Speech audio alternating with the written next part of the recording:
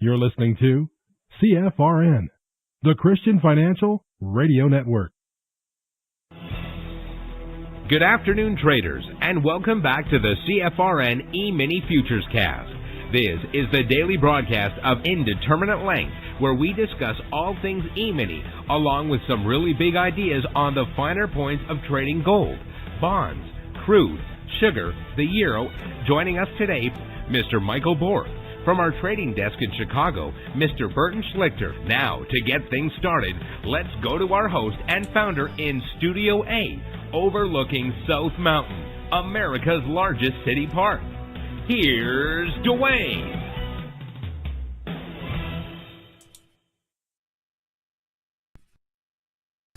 Good afternoon. Welcome back. Today is Thursday, 21st day of August, 2025. Thanks so much for joining us. Whoever you are, wherever you are, we're just glad to have you right here, right now. I have good news. Michael's mother has taken a turn for the better. And he's on schedule to return and be back in his chair tomorrow morning. So, what an answer to prayer. We've been praying all week. So, we have evidence. God answers prayers according to His will. And we're glad that it was His will that she recover. In fact, they think she'll be able to go home from the hospital tomorrow. So, just a quick update. Now, tomorrow we'll be getting back to our regularly scheduled programming. And what that means is we do 2 live broadcasts every trading day. The first live broadcast is the live training room. That's reserved for our traders and those who are taking their 1-week free trial. If you've not yet taken your 1-week free trial, go right here to mytradingiq.com. And at the top of the page, there's a purple button. Click it. Fill out the registration form, hit submit. Tonight when Michael gets home, he'll get your indicators up and indicating. Your trial will officially start tomorrow, but it'll go all through next week. The weekend doesn't count against you, and tomorrow won't count against you. So you'll end up with 5, 6, 7, 8 days. Some markets, do trade over the weekend. And our strategy and our indicators are well suited for any market, whether it be futures, which is what we primarily trade, or stocks, crypto, Forex, ETFs, because price flows the same across all markets and all time frames. When the live training room ends each day at 11:30 a.m. Eastern, that's 2 hours of live interactive training every trading day. When the room ends each day at 11:30 a.m. Eastern, we take a 30-minute break and come back for this broadcast, the noon broadcast, which is open to the public. Everybody everywhere on planet Earth with an internet-connected device. There's 2 different ways to join this afternoon broadcast live. The best way, you only have to do it once. Go here, mytradingiq.com. Scroll down the page to where it says noon broadcast. Click the link, fill out the 30-second registration form, and you're done. What will happen going forward is every trading day, about an hour before this broadcast starts, you'll get an email. In the email, there's a link. So at 12 noon Eastern, all you have to do is click the link in the email, and it'll automatically log you into our platform. The benefit there is you'll have access to the question box, so you can ask questions and participate in the discussion. Now, there will be days you're out of the office, away from your desktop, but you still want to join live.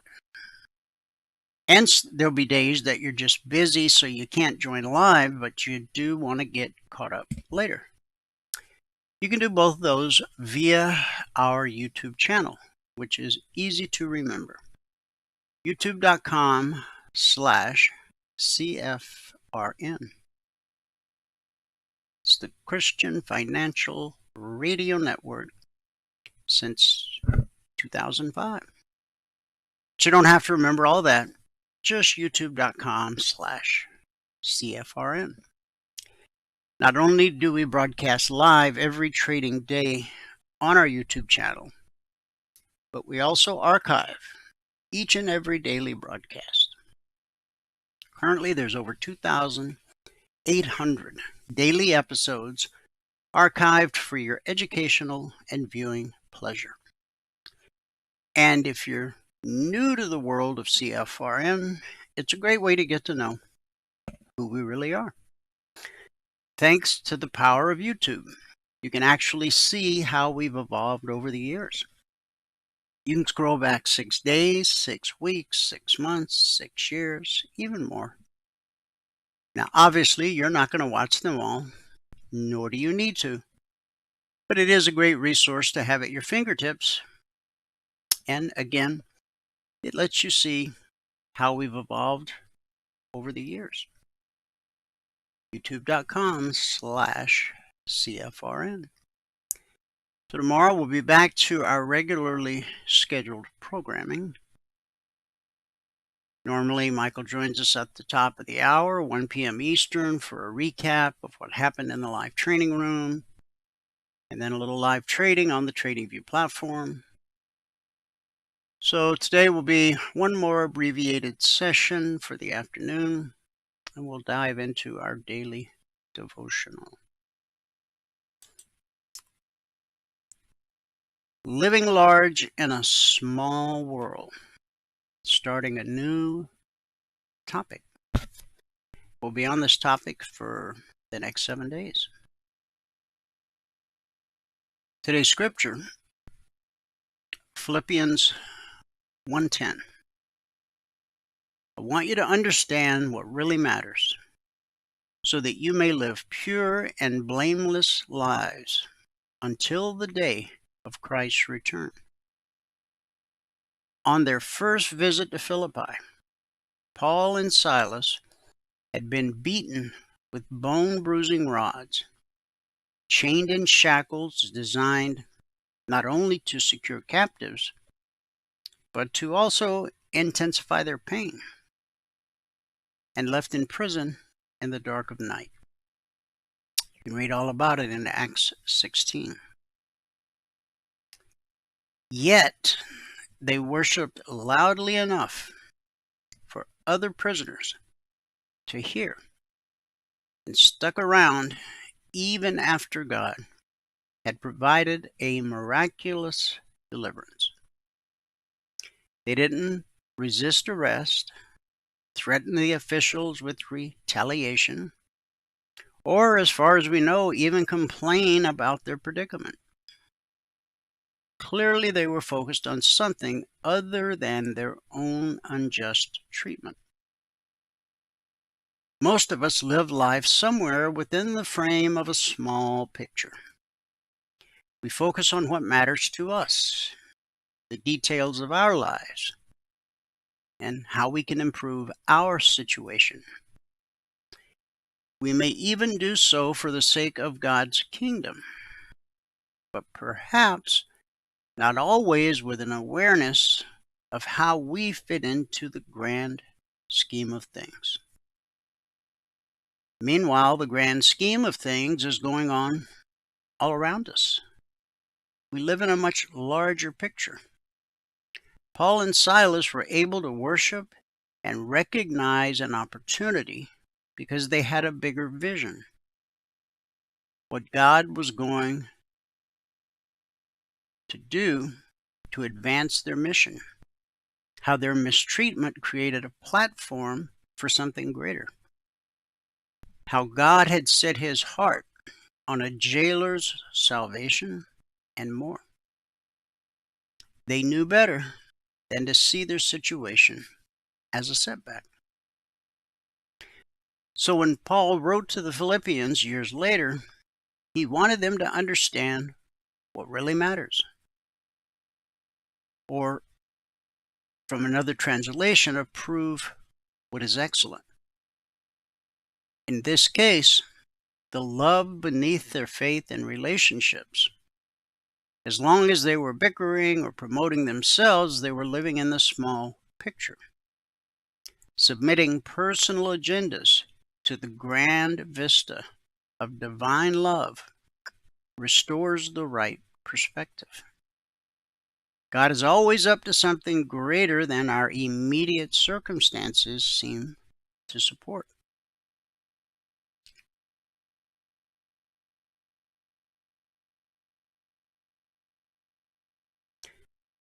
If the story of God's kingdom were a play, where would you fit on the stage? You might initially minimize your role. After all, it's an epic, history-shaping play. But avoid that temptation. Your role is one of many, but it is vital. The playwright is crafting a narrative that foregrounds his glory and redemptive plan. And the part you play can only be interpreted in light of the whole. It's easy in the day-to-day grind to lose sight of the whole, but it's there. When you look back over your years, you won't remember your to-do list or even all you accomplished. You will, however, remember your relationships and the love that went into them. So, major on what really matters. Beyond your immediate circumstances, see the author at work.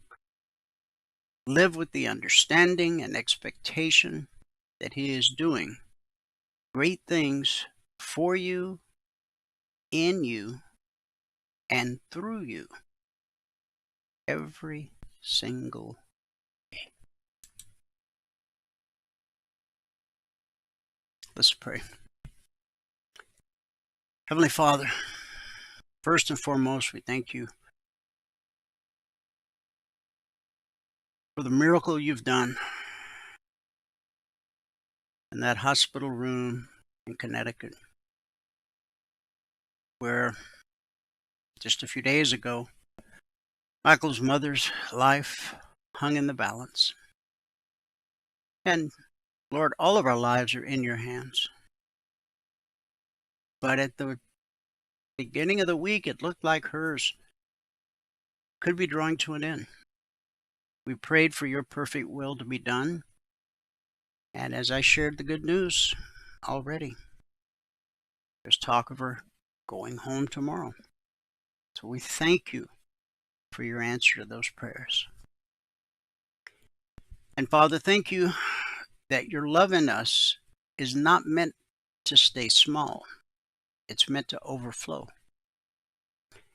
Just like Paul prayed, we ask that our love would grow richer, deeper, and wiser. Lord, help us not just to feel love, but to show it with clarity and conviction. Teach us to choose what really matters, so that our lives shine with the purity and power of Christ. And God, fill us with the fruit of righteousness, not because we're perfect, but because Jesus is perfect in us. Let every step, every decision, and every word bring glory and praise to you.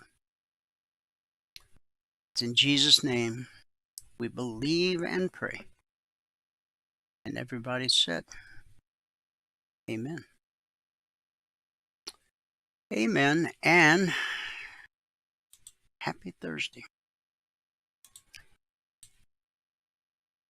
I don't think we'll have a,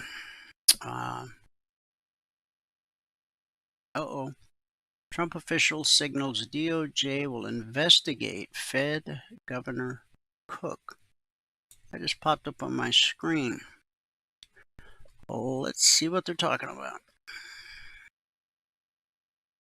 The Department of Justice will investigate Federal Reserve Governor Lisa Cook based on a criminal referral sent by a Trump administration housing official and arch critic of central bank chairman Jerome Powell, according to a letter obtained by CNBC's Sarah Eisen today. This is breaking news, so that's all there is to tell about that for now. So what I'll do is I'll give you the numbers from around the world. We'll start here in the U.S. with the cash markets, or the indices, as they're called. Currently, the Dow down 175 points. NASDAQ down 84. S&P 500 down 23. The Russell 2000 down less than a point. About a half a point. In the commodity basket, crude oil up 52 cents, trading 63.24 last. That's a gain of close to 1%. Gold down $2.60, trading 33.85.80 last. Silver up 33 cents, trading 38.11 last. Wow, we're back above 38 bucks. That's a gain for silver of almost 1%. In the Asian markets at the close, the Nikkei dropped 278 points. Shanghai rose 4. Hang Seng dropped 61. And in the European markets at the close, FTSE up 21, DAX up 16, CAC down 34. Those are some pretty small numbers. It was a mixed day in Asia. It was a mixed day for the UK. And at the moment, it is a red radio Thursday here in the US of A. The Russell 2000 is now down just over a point. We've gone from a half a point to just over a point. So we'll see where we're at by the end of the broadcast. Israel has called up an additional 60,000 reservists yesterday after approving a military offensive to capture and occupy Gaza City, a Hamas stronghold where hundreds of thousands of people are sheltering. The operation could begin within days. Army reservists were instructed to report to duty next month. 60,000. The announcement comes as Israel considers a ceasefire proposal from Qatar and Egypt that would see a 60-day truce and the release of around half of the 50 remaining hostages. Now, these hostages are being held in Gaza, and 20 of whom are still believed to be alive. What kind of cruelty is involved when you have a hostage who's dead, and yet you won't return their body to the family so they can have some kind of closure? I've stared into the face of evil before, and that's it right there. Separately, Israel approved the construction of nearly 3,500 new apartments across 4.6 miles in the West Bank. The decision, considered illegal under international law, is expected to divide the West Bank into a northern and southern region, preventing Palestinian territorial continuity. Israel maintains the land is disputed and that its settlements are lawful. Target's CEO, Brian Cornell, is stepping down this coming February after 11 years at the helm. The news came yesterday as the retailer reported falling or flat sales for the 11th consecutive quarter. The profits down 19% from a year ago. Annual sales increased over 40% under Cornell from 2018 to 2021, fueled partly by pandemic-era spending sprees, but have largely flatlined since inflation began surging about 4 years ago, where, as we recall, under Biden, it hit 40-year highs. Roughly half of Target's sales are non-essential spending, while most business for competitors like Walmart and Costco come from groceries. Tariffs have added pressure, with imports accounting for about half of Target's merchandise, compared to 1/3 of Walmart's and Costco's. Target also faced backlash over LGBTQ-themed products in 2023 and its retreat from DEI initiatives this year. The incoming CEO, who's the current COO, Michael Podelky, outlined 3 priorities: trendier merchandise, better service, greater technology adoption.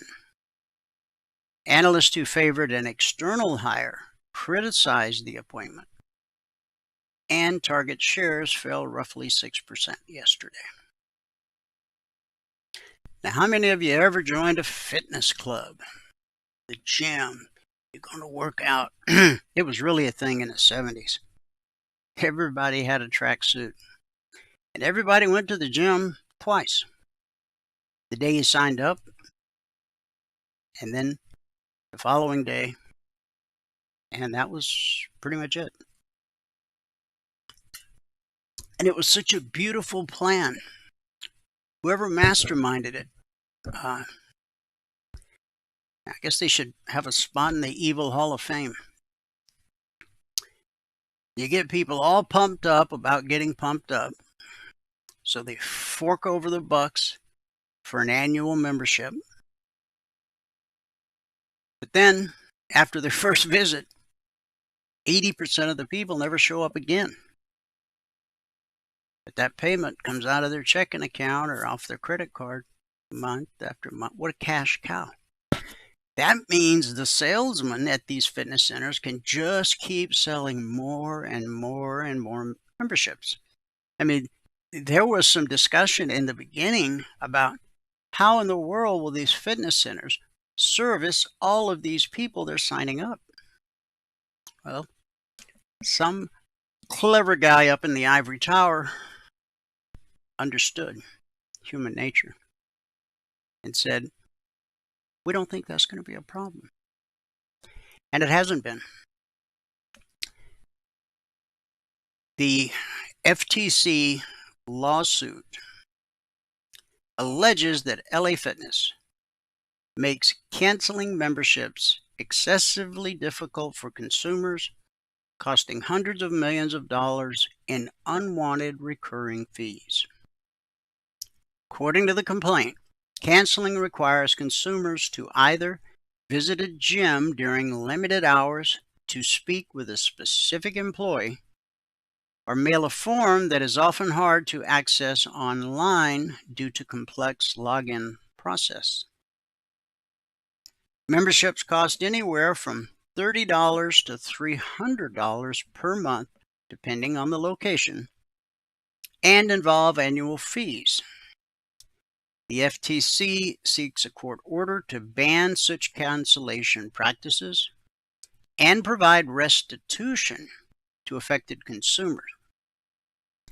LA Fitness operators oversee more than 600 locations with over 3.7 million members nationwide. A representative from the fitness company stated the allegations are without merit. If this is a publicly traded company, and it probably is, I'm just not on a page where it gives me that information. I think I might be shorting this stock. The lawsuit follows similar cases against Uber One, Amazon.com, and Adobe, and comes a month after a federal appeals court blocked the FTC's click to cancel rule, which would have required businesses to make cancellations easier. Now, why would a federal appeals court block making it easier for a consumer to cancel? Well, there's a little thing called a lobby. Nobody told you about that in high school, did they? Become a lobbyist. That's where the real money is. The U.S. and the EU established a written framework today for the trade deal agreed to on July 27th. The terms include a 15% U.S. tariff on most EU imports. These include autos, pharmaceutical goods, semiconductors, and lumber, but not wine and spirits.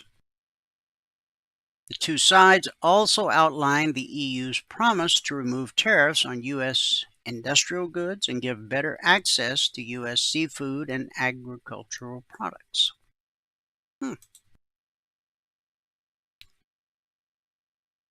And President Trump this week called on a Federal Reserve governor to resign.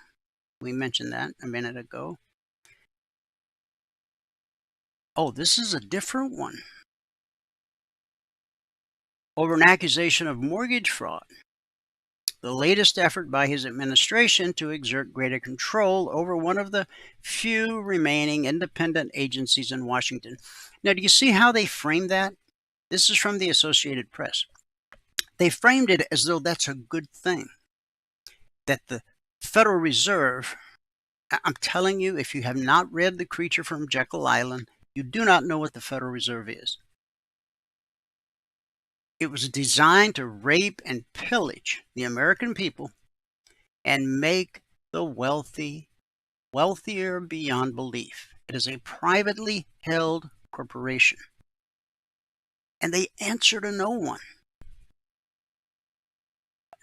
You can read the book for free. It's out of print.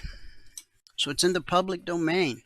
Just Google The Creature from Jekyll Island. I've been preaching this now for 20 years. What are you going to do? Federal Reserve Governor Lisa Cook says she won't leave her post. Trump has repeatedly attacked the Fed's chair, Jerome Powell, for not cutting its short-term interest rates, even threatening to fire him. Powell, who will speak Friday at an economic symposium in Jackson Hole, Wyoming, says the Fed wants to see how the economy responds to Trump's sweeping tariffs on imports, which Powell says could push up inflation. Powell's caution has infuriated Trump, who has demanded the Fed cut borrowing costs to spur the economy and reduce the interest rates the federal government pays on its debt. Trump has also accused Powell of mismanaging the U.S. Central Bank's $2.5 billion building renovation project. Not lowering the interest rates cost the American taxpayers. I don't care whether we're not talking mortgages, we're not talking going out and getting a new car. You know, our country has an awful lot of debt. And the higher the interest rate, well, the country's barely able to service the interest on our debt. And That could change like that if Powell lowered interest rates. You don't heal a fragile economy or an indebted economy with higher rates. But you see, Jerome doesn't answer to the president, nor does he answer to the American people. He answers to the owners, the master puppeteers of the Federal Reserve. It's a crime against humanity, and it's gone on unchecked year after year after year. Now, President John F. Kennedy, he had plans to fix this problem, and, well, we know what happened. The New York Appeals Court struck down a $464 million fraud fine against President Donald Trump and his company, handing him a victory over the state's Attorney General. In a decision issued today, the Manhattan Appellate Court still found that Trump broke the law by inflating the valuation of assets like Mar-a-Lago and his Trump Tower penthouse, but it said the massive penalty was unconstitutionally excessive. He overstated the value of Mar-a-Lago. The court valued it at, what was it, $18 million? Run the comps. Go on the internet, get the zip code of Mar-a-Lago, run the comps. That's a crime against humanity. It sounds daunting, even overwhelming, to consider the total cost of healthcare in retirement.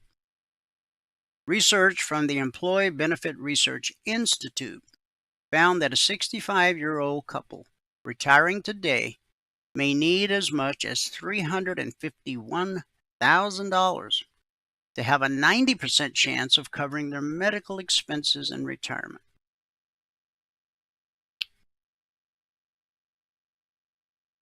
Healthcare is not something where you retire one day, then you cut a check for $350,000 to someone and it's taken care of, he said. It doesn't work that way. It's an ongoing process, and every year you have to make decisions. Am I going to buy groceries, or am I going to buy my medicine? Now, most first world countries do have some form of socialized medicine. But I also know that people in Canada come to America, the ones who have the money and can afford it, come to America to get medical care. So what's the answer? What's the solution? I don't know. I'm not going to pretend I do. But I do know that what's going on right now is wrong on so many levels. Fed Reserve Bank of Atlanta President Raphael Bostic said he still sees the possibility for just one interest rate cut as appropriate for this year, but added the labor market trajectory is potentially troubling and bears watching. That's kind of still where I am, Bostic said today during an event organized by the Metro Atlanta Chamber, referring to his June projection. But I would just say in today's world, every point estimate or forecast has a wide confidence band around it, and I'm not stuck on anything. Bostic, who does not hold a vote on the central bank's rate-setting FOMC committee this year,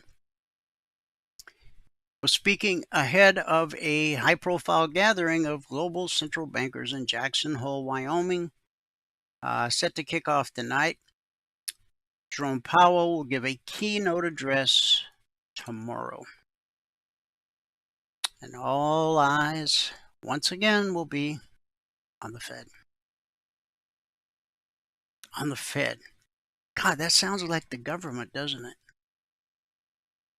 One last time, it's not. It's a privately owned corporation that prints money with their magic computers. I mean, they don't even actually print it anymore. A few keystrokes on a computer. And then they loan that money created on the magic computers to the American people. Now, obviously, the higher the interest rate, the more money those who own the Federal Reserve make. If I'm wrong, please correct me. Logic 247 is our 24/7 around-the-clock E-mini alert service. We're currently in week 368. Over the last 368 weeks, we've issued over 20,300 individual handcrafted alerts. Since the markets opened Sunday night at 6 p.m. Eastern, we've issued a total of 34 alerts. Valerie did the recap this morning at 6 a.m. Eastern. So some of these numbers may have changed since she did the recap. She'll update it this afternoon. So 34 alerts issued, still waiting on the outcome of 7. 27 actionable alerts, of which 3 or 11% would have been stopped out based on simple market structure and a simple process we teach all of our passport holders. Now, over the last 368 weeks and over 20,300 individual handcrafted alerts, we've averaged on a weekly basis 20% or less of the alerts being stopped out. Again, just based on simple market structure and a simple process we teach all of our passport holders. Every logic alert has an entry price, long or short, an initial target, usually additional targets, and then a final trade to target. The logic alerts can come out anytime around the clock, 2 a.m., 2 p.m. Futures trade around the clock. We have traders around the globe. So our day session is their night session and vice versa. Now, 368 weeks, that's a little over 7 years. We did the math the other day here on the broadcast. But quite a few years before we rolled out Logic 247, we had our original alert service, the concierge trade alerts. They're different. Number one, they're published as a static report. They don't come out around the clock. They're posted as a static report, typically 5 minutes before the Globex open. We all know today's the Thursday session, but the Thursday session began last night at 6 p.m. Eastern. So 5 minutes before the market opened, all of our traders and trial members had all of these targets. S&P 500, the Dow, the Russell, crude oil, the NQ, gold, and silver. So let's go take a look at the charts. See what's happening in the big picture. Well, it's taken forever, but we had a shot yesterday at closing below the BBC. That's the green line. Stands for bull-bear cross. When price crosses above the green line, we're bullish and expect higher prices. When price crosses below the green line, we're bearish and expect lower prices. Price always reverts to the mean. So in our case, the mean is green. We call it the BBC. As you can see, the pullback to the BBC or the reversion to the mean holds more often than it doesn't, whether it's pulling up from below or pulling down from above, like it did here and here and here and here. And even here. Now we found support down at the 50% fib extension. But both of these candles are still touching the BBC, so we have to say the pullback held. And of course, the pullback held here because yesterday we closed back above. Even if we close below today, what we then still need to see.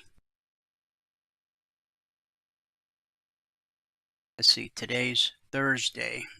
So let's just say today, Thursday, we close below.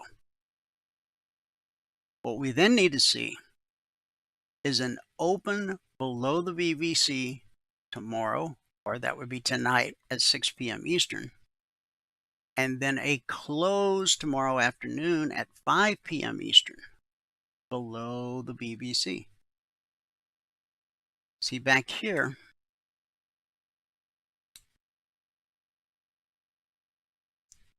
this was the initial close above the VVC. It was followed up by a day where we opened and closed above the VVC. That set the stage for the first retracement and, as we discussed, the pullback hill. Over here, it was February 21st that we closed below. Then the following day, that was obviously a Friday because that was the 21st. This was the 24th, which means the market's open Sunday night. We opened below the VVC and we closed below the VVC. So now we've got confirmation that we very well may have a downtrend on our hands. But even at a downtrend, there will be up legs. Leg retracement, leg retracement, leg retracement. That's how price moves, all markets, all time frames. And then once we got our confirmation here, we had a leg, a retracement, leg and a retracement, leg and a retracement, big leg and a retracement, a leg and a retracement. Now, resistance overhead is at the black step line. Above that would be yesterday's high.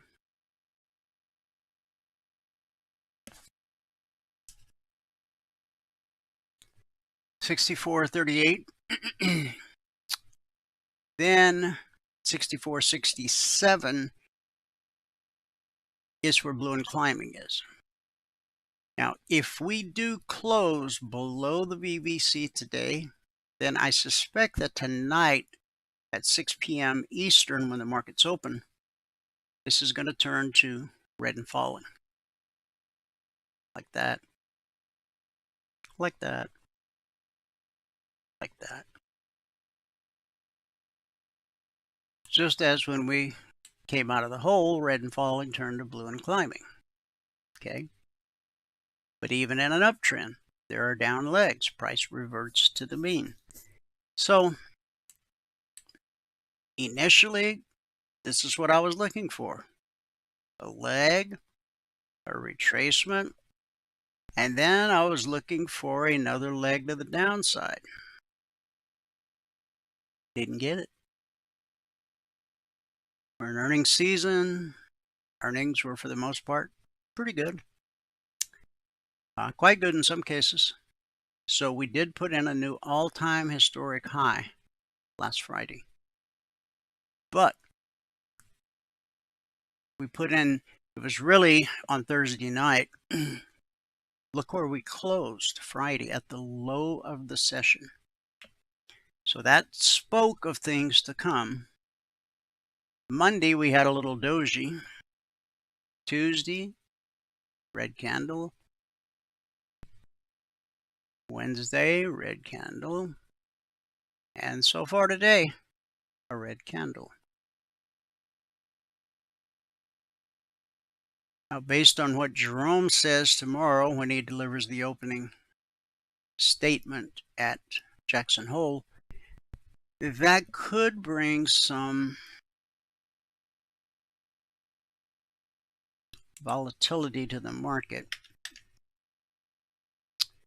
Let me see what news we have tomorrow. None of the news is what we would consider good news today. We did have quite a few high economic reports. So tomorrow, what do we got?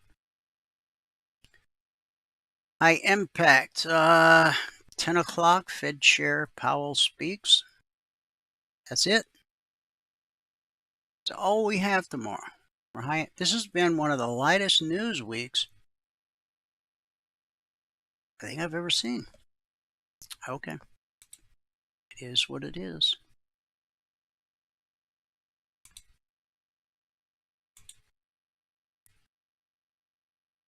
Now remember, yesterday's low,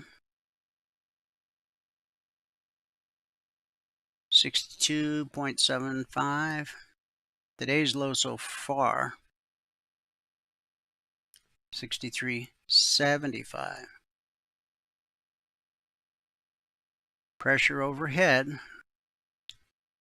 See how the high yesterday was right at the black step line? And so far today, that looks where the high is at. Guess we could blow it up, get a closer look. No, it didn't quite touch it.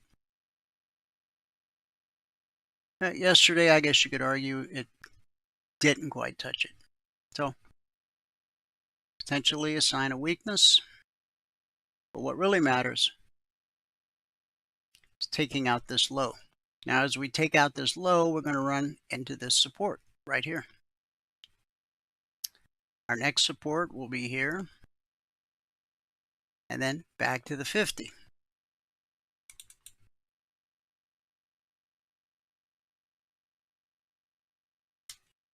Now, we spent a week,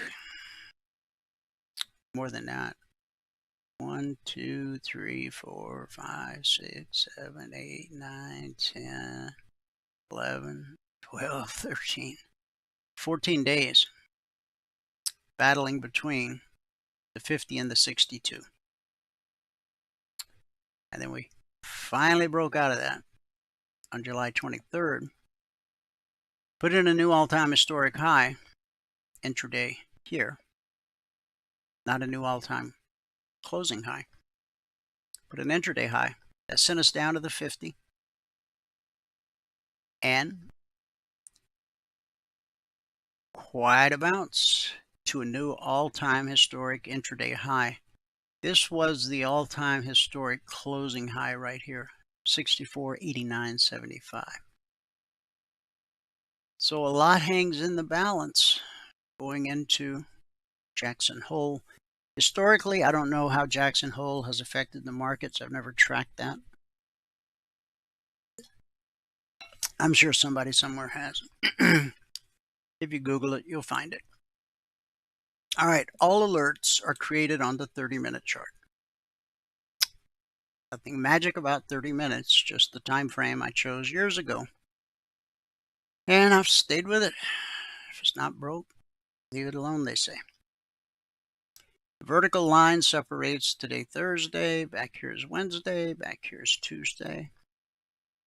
When price rallies up to a weekly trading zone, that's what these are. They're published every Monday morning at 6:15 a.m. Eastern. Once they're published, they're carved in stone for the entire week. They don't change in any way whatsoever. When price rallies up to a zone, we expect resistance till proven otherwise. When price drops to a zone, we expect support until proven otherwise. Now, one of three things happens when price encounters a zone. 70% of the times consolidation, 20% of the times rejection, like this. 10% of the time, the slice. That's when a 30-minute candle slices through a zone like it's not even there. Now the zone's actually 64.52/53. Again, all of our traders and trial members get them Monday morning, 6:15 a.m. Eastern, so they have plenty of time to get them on their charts before Wall Street even wakes up for the week. 10% of the time we get the slice. When it runs out of steam, price will typically retrace back to the zone it sliced through and then continue in the direction of the slice. Here, the step line crossed red and falling, but we didn't have enough buying interest to get us back to the BBC. That's a sign of weakness. And look what happened. Down we go. Found support here. Support will always send the market to resistance. Resistance will send the market to support. Back to resistance. Okay. There wasn't enough strength to get all the way to the zone.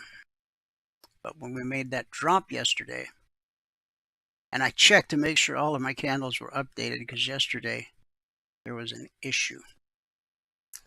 And thanks to the gentleman who brought that to my attention. Again, if you're tuned in. So where did we find support yesterday? At the weekly trading zone. Now that's the lowest weekly zone for the week. Okay. We've published the zones since December 14th of 2009. 15 and a half years plus. Support sends us to resistance. Right here, you see where blue turned to red? That's that high right there. Okay. Resistance sends us to support. Pull back to the BBC holds more often than not. We did have a little candle here that opened and closed below the BBC, but it was a doji, which means indecision. And next candle, we pop back above. So we get a leg and a retracement, and a leg and a retracement. But we have a series of lower highs. High, lower high. Little double top there, lower high. And then that took us all the way down to the short target. So here's where we opened last night. We did this back and forth, not taking out this high and not taking out this low until we did. Once price got below the BBC and blue and climbing turned to red and falling, we got a leg, a retracement, and a leg. It took us right to the short target, which just so happens to be right there where red turned to blue. See it? And this low here. Support sends us looking for resistance. So this was the 9:30, no, this was the 10 o'clock candle. Okay. We spiked the BBC, but the pullback held, right? A huge candle. But both of these candles are touching. So is this one. So the pullback held, period. Now blue and climbing's turned to red and falling. But we got a green candle growing. There's potential resistance there, potential resistance there, and of course potential resistance there. So if the market starts to move lower, you got potential support right here at this double bottom, at this low, at this low, and then there's absolutely nothing to keep you from going all the way back to the lowest weekly zone for the week, which we bounced off of yesterday, 65.66. Now these are the zones that were published Monday morning at 6:15 a.m. Eastern. Kind of handy information to have days ahead of time. That's why we've continued to publish them every week for 15 and a half years. Dow, here's where we opened last night. Kind of messy. We get below the BBC, back above the BBC. We fail to take out that high right there. That's where it starts to smell like weakness. So we get back below the BBC, then the pullback holds, and then we drop to the short target, through the short target, consolidate at the zone, and we get a leg, a retracement, and a leg that takes us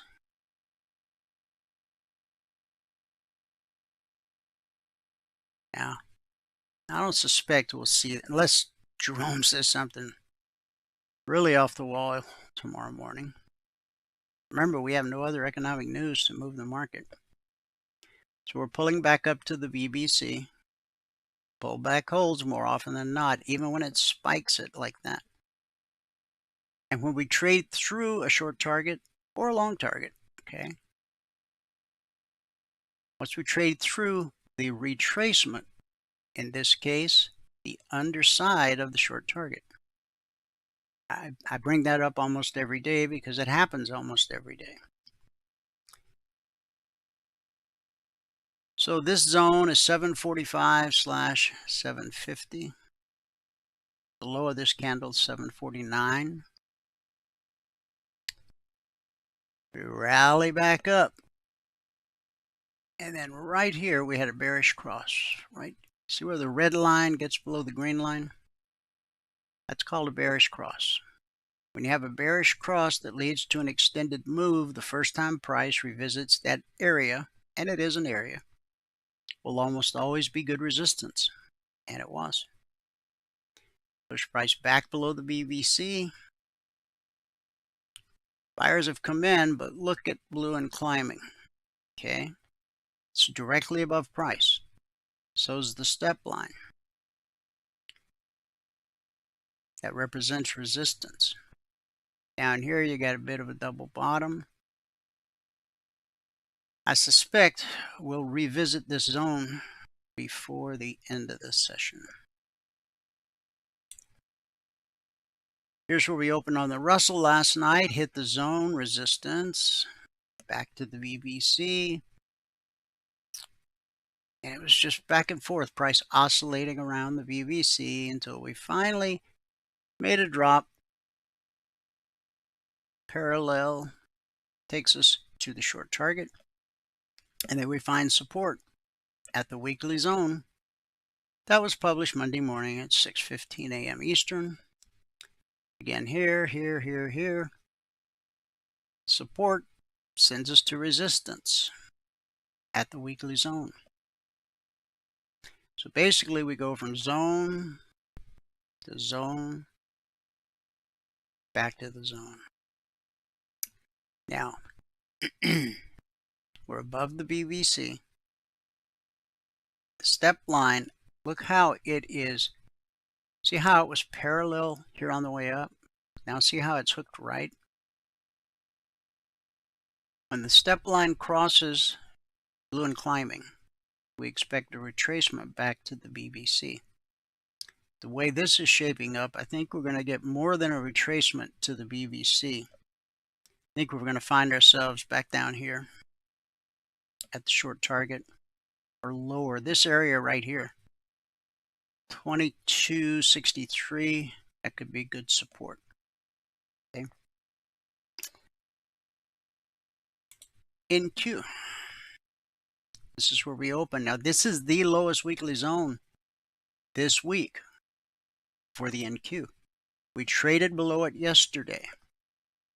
And then by the end of the session, we were back above it. So we opened last night. This pullback held. This pullback held. And we finally got below it. And then pulling back in the other direction. The pullback held. And the pullback held. Pullback held. We hit the short target, which is below. And it looks like we want to drop even further. So where would be a good spot? Right there would be an excellent spot. 23,144. Then of course here. However, based on 15 years of history, we expect price to be at or above the lowest weekly trading zone by close of business on Friday.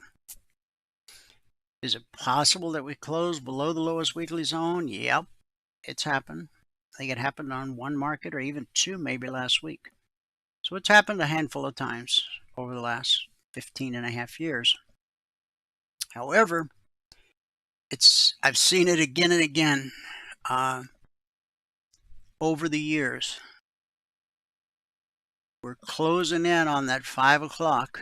If stocks close at 4 p.m. Eastern, the futures trade to 5 p.m. Eastern. I've seen it be 5 minutes to 5, 2 minutes to 5. Price pops up to touch the lowest zone or above. Now, I'm not predicting that's what's going to happen tomorrow. I don't know what's going to happen next in the market. Nobody does. But 15 and a half years of history is pretty good track record. So if it closes below, it closes below. We won't change anything. We'll just keep doing what we're doing as we've done and continue to do and trade what's in front of us. Looks like the ES has dropped a little since we began this broadcast. Remember, a close below the BBC is positive for the bearish scenario. Now, I know investors don't want to hear about the market going lower, but for traders who understand how markets work and how price flows, in order to maintain a strong bull market, you gotta have deep retracements. Okay? Look at what this deep retracement brought us. Okay? In the grand scheme of things, that's what that is. That's a very deep retracement. The low was put in April 7th. But did it produce good fruit? Why, yes, it did. I mean, we've had new all-time historic highs after new all-time historic highs after new all-time historic highs after new all-time historic highs because of the depth of that retracement. So, if you really want to see the market go higher over the long term, and it will, it always does, especially the indices, because that's how they're created. The deck is constantly reshuffled. In fact, I saw an article this morning, I think, I think's moving into the S&P 500, which means somebody's got to leave. Companies call strategy, their only business is buying BTC. Their inclusion in the S&P 500 will be a big deal. So, anyway. If you're an investor and you only want the market to go higher, that's not possible. In order for the market to continually go higher, see, these are just very shallow retracements. Like right now, the shallowest possible Fibonacci retracement is at 61.24 and change.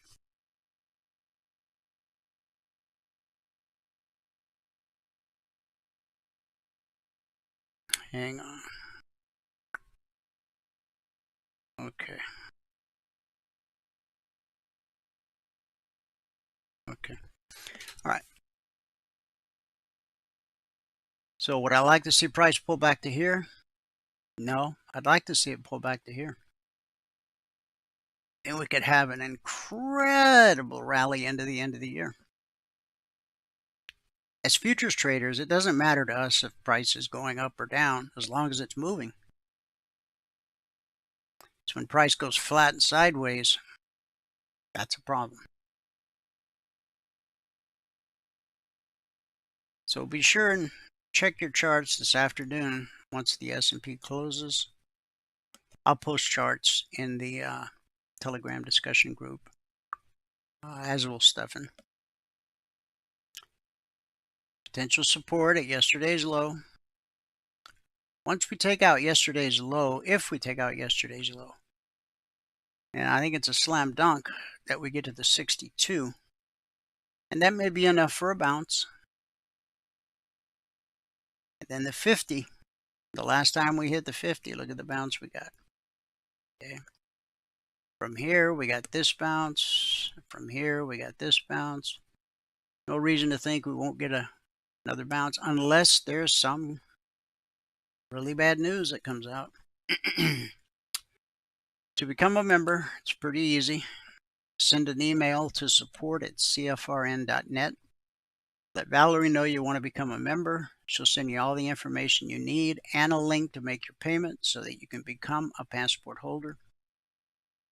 You get 2 hours of live training in an interactive environment every trading day, private one-on-one mentoring at your request, the strategy you learn, the indicators you own, are fluid across all markets and all time frames. Stocks, futures, crypto, Forex, ETFs, it doesn't matter. Price flows the same across all markets and all time frames. From support to resistance, back to support, back to resistance, over and over again and again. It's a never-ending cycle. As a passport holder, you get the Logic 247 alerts around the clock. Get the concierge trade alerts the second they're published each evening. Monday morning, 6:15 a.m. Eastern, you get the weekly trading zones. Once they're published Monday morning, carved in stone for the entire week. They don't change. Every Thursday afternoon, you get an invitation to attend the Members Only Workshop, which is held Thursday night at 8 p.m. Eastern. In Michael's absence, I don't think we'll have a workshop tonight, unless he gets home early and wants to have one, and then we'll send all members a notice and let them know.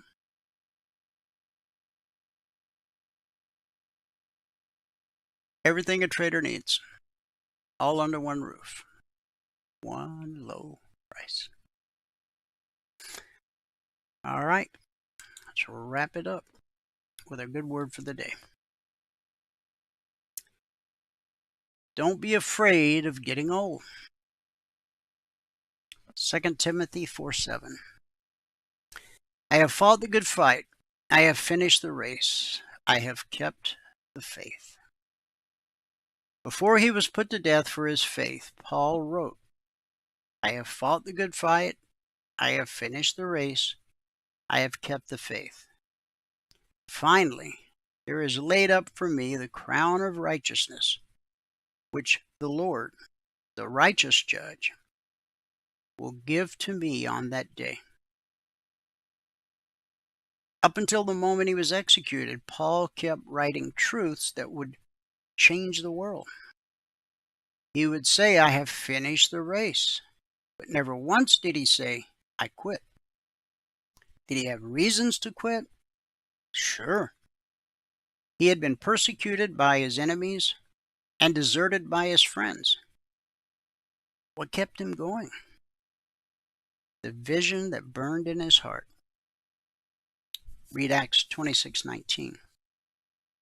As long as you have a vision, you'll never be old. To overcome the fear of aging, do these things. Number 1, maintain an attitude of faith and expectation. As long as you believe your best days are ahead of you, they are.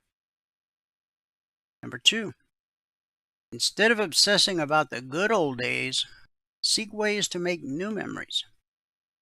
For example, try celebrating the holidays in different ways, in different places, and with different people.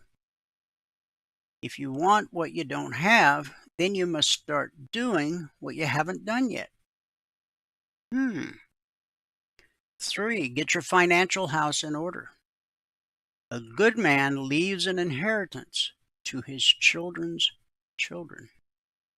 Proverbs 13:22. And the greatest legacy you can leave is not money. It's love, faithfulness, integrity, and an example of godly living. As a redeemed child of God, when you die, you go to a better place. But your goal should be to leave the world a better place. That's our good word for today. Thanks so much for tuning in. Whoever you are, wherever you are, may God continue to richly bless you with His mercy and with His grace. And I'll see you at the bell.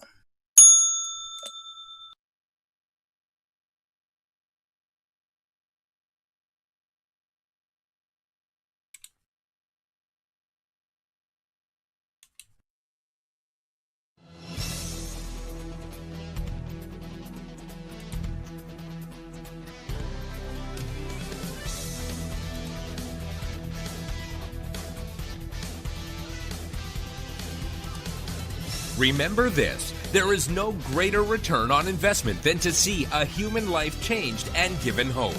As always, pray hard and trade safe. Any financial information discussed on this show is simply the opinion of our host, Dwayne Reeves, his co-hosts, and guests. To learn more about trading E-mini futures or to take a 1-week free trial in our live trading room, call 1-866-928-3310. 866-928-3310. Information discussed on this radio program should not be construed as a recommendation to buy or sell any security. Always do your own due diligence and consult with a licensed securities broker or financial planner before making any investment decision.